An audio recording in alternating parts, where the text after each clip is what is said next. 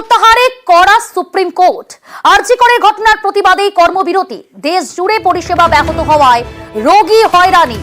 কাজে যোগ দিতেই কড়া নির্দেশ শীর্ষ আদালতের। আপাতত আন্দোলনকারীদের বিরুদ্ধে পদক্ষেপ নয়।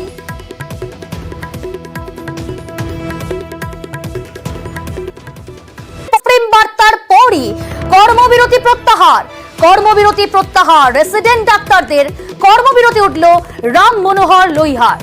কর্মবিরতি উঠল ইন্দিরা গান্ধী হাসপাতালেও।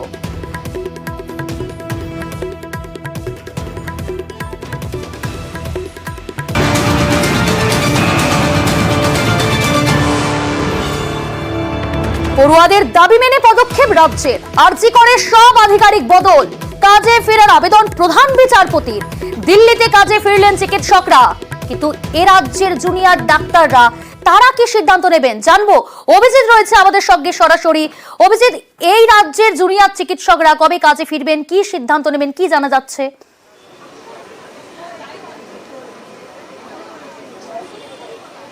প্রিয়াঙ্কা, সুপ্রিম কোর্টের রায় এবং তারপর থেকেই ছাত্ররা দফায় দফায় তারা আলোচনা চালাচ্ছেন এবং এই মুহূর্তে আরজিকর হাসপাতালের জিএলটিতে সেখানে প্যান জিবি চলছে, অর্থাৎ বিভিন্ন মেডিকেল কলেজের ছাত্রছাত্রীরা তারা একসঙ্গে আলোচনা করছেন যে সুপ্রিম কোর্টের রায়ের পরিপ্রেক্ষিতে তাদের আন্দোলনের পরবর্তী রূপরেখা কি হবে। তবে এখনো পর্যন্ত যে পালস রয়েছে, যেটুকু বোঝা যাচ্ছে যে আন্দোলন তারা চালিয়ে যাবেন।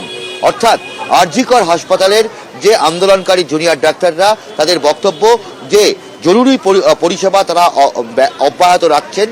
জরুরি পরিষেবা তারা কোনোদিনই ব্যাহত করেননি এবং জরুরি পরিষেবা অব্যাহত রেখেই তারা তাদের আন্দোলন চালিয়ে যাবেন। তবে এই মুহূর্তে এখন তাদের সাধারণ সভা চলছে, অর্থাৎ বিভিন্ন যে মেডিকেল কলেজগুলো, রাজ্যের বিভিন্ন মেডিকেল কলেজের প্রতিনিধিরা তারা একসঙ্গে বসে আলোচনা করছেন এবং সেই আলোচনা থেকে কি বার্তা উঠে আসে সেদিকে অবশ্যই নজর থাকবে। তবে বিকেল থেকেই এই আরজিকর হাসপাতালে যে আন্দোলনকারী ছাত্রদের যে অবস্থান মঞ্চ, সেই মঞ্চে গান, নাচ, কবিতা সব মিলিয়ে একটা সাংস্কৃতিক সন্ধ্যা এবং একই সঙ্গে যে চিকিৎসক তরুণীর মৃত্যু, সেই চিকিৎসক তরুণীকে স্মরণ করে এখানে মোমবাতি জ্বালানো হয় এবং নীরবতা পালন করাও হয়। এবং একই সঙ্গে এখানকার আরজিকরের যে আন্দোলনকারী ছাত্রছাত্রীরা, তাদের বক্তব্য যে তারা এখনো সুবিচার পাননি, প্রকৃত দোষীরা এখনো গ্রেফতার হয়নি। সুতরাং যতক্ষণ তাদের দাবি না মিটছে তারা তাদের আন্দোলন চালিয়ে যাবেন এবং এই আন্দোলন এখনো চলবে। তবে কর্মবিরতি প্রত্যাহার করা হবে কিনা সেই গোটা বিষয়টাই এখন কর্মবিরতি প্রত্যাহারে করা সুপ্রিম কোর্ট, চিকিৎসকদের কাজে ফেরার বার্তা।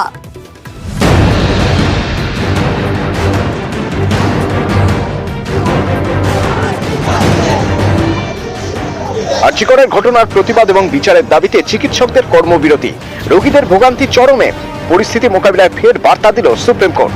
বৃহস্পতিবারের শুনানিতে প্রধান বিচারপতির বেঞ্চ বলে, চিকিৎসকদের অনুরোধ করা হচ্ছে আপনারা কাজে ফিরুন, চিকিৎসক সমাজ কাজে ফিরুক।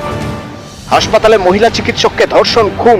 আরজিকরের এই ঘটনায় দেশ জুড়ে শোরগোল। বিচার এবং নিরাপত্তা চেয়ে পথে ডাক্তার এবং ডাক্তারি পড়ুয়ারা। কর্মবিরতি শুরু করেন চিকিৎসকরা। এ নিয়ে শতপ্রণোদিত মামলা রুজু করে সুপ্রিম কোর্ট।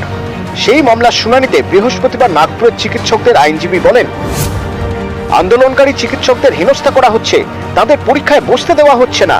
প্রধান বিচারপতি ডিওয়াই চন্দ্রচূড় তখন বলেন, আগে চিকিৎসকদের কাজে যোগ দিতে বলুন, কাজে উপস্থিত না থাকলে আমরা কিভাবে বলবো তাদের উপস্থিত ঘোষণা করতে। ডাক্তারদের আগে কাজে যোগ দিতে বলুন, তারপর আমরা কর্তৃপক্ষের সঙ্গে কথা বলবো। আরজিকরের ডাক্তারদের আইনজীবী বলেন, রেসিডেন্ট ডাক্তার এবং ইন্টার্ন মিলিয়ে 70 জন আতঙ্কিত। সলিসিটর জেনারেল তুষার মেহতা বলেন, আমাদের কাছে নাম দিন, সিআইএসএফ বিষয়টি দেখবে। এরপর প্রধান বিচারপতি বলেন, কারা হুমকি দিচ্ছে জানা দরকার। ন্যাশনাল টাস্ক ফোর্সের কাছে সবাই নিজেদের মতামত জানাতে পারবেন। এর জন্য কেন্দ্রীয় স্বাস্থ্য সচিবকে পোর্টাল চালুর নির্দেশ দেওয়া হচ্ছে। মঙ্গলবার দেশ জুড়ে চিকিৎসকদের নিরাপত্তায় ন্যাশনাল টাস্ক ফোর্স গঠন করে সুপ্রিম কোর্ট। এদিন শুনানিতে প্রধান বিচারপতি বলেন, আদালতের পক্ষ থেকে যা যা ব্যবস্থা নেওয়া হয়েছে তারপর আশা করা যায় আন্দোলনকারী চিকিৎসকরা কাজে ফিরবেন। চিকিৎসকদের আইনজীবী বলেন, ডাক্তাররা কাজে ফিরলে তাদের বিরুদ্ধে যেন কোনো ব্যবস্থা না নেওয়া হয়। আমরা জানতে পেরেছি বাংলার আন্দোলনকারী চিকিৎসকদের বিরুদ্ধে ব্যবস্থা নিচ্ছে রাজ্য মেডিকেল কাউন্সিল এবং প্রশাসন। প্রধান বিচারপতি তখন বলেন, ডাক্তাররা কাজে ফেরার এক সপ্তাহের মধ্যে কোনো সমস্যায় পড়লে জানাবেন। নির্দেশ দিচ্ছি, যারা আন্দোলন করেছেন তাদের বিরুদ্ধে কোনো কড়া পদক্ষেপ করা হবে না। সব ডাক্তাররা কাজে ফিরেছেন এটা নিশ্চিত করুন, তারপর আমরা দেখব যেন কোনো কড়া পদক্ষেপ না করা হয়। আমরা তদন্তের গতি প্রকৃতি দেখছি। আমরা শুধু গাইডলাইন তৈরি করে চুপ করে থাকবো না, আমরা নিশ্চিত করব সেই গাইডলাইনগুলি যেন শুধুই খাতায় কলমে না থেকে যায়, বাস্তবে রূপায়িত হয়। তাই এবার স্বাভাবিক পরিস্থিতিতে ফেরা উচিত। চিকিৎসকদের কাজে ফিরতে অনুরোধ করছি। এরপর প্রধান বিচারপতি বলেন, 13 দিন দিল্লি এইমসের চিকিৎসকরা কাজে যোগ দেননি। চিকিৎসকদের অনুরোধ করছি, কাজে ফিরুন। চিকিৎসক সমাজ কাজে ফিরুক। সুপ্রিম কোর্টের এই কড়া বার্তার পর এদিনই কর্মবিরতি প্রত্যাহার করে নেন দিল্লি এইমসের চিকিৎসকরা। আর্চিকরের ঘটনা নিয়ে দেশের বিভিন্ন প্রান্তে বিক্ষোভ চলছে। প্রধান বিচারপতি বুঝিয়ে দিয়েছেন, আন্দোলনের নামে বিশৃঙ্খলা বরদাস্ত নয়।